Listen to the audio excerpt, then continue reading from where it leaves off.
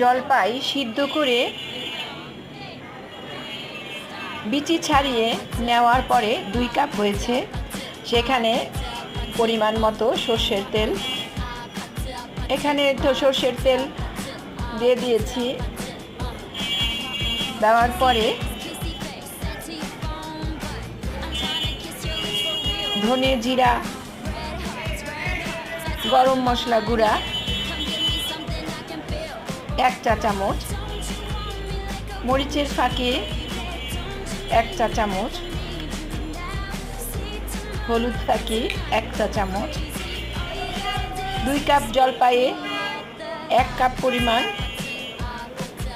চিনি দিয়ে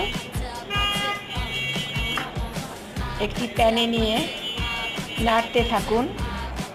তৈরি হয়ে যাবে মজাদার টক ঝাল মিষ্টি জলপাই চা।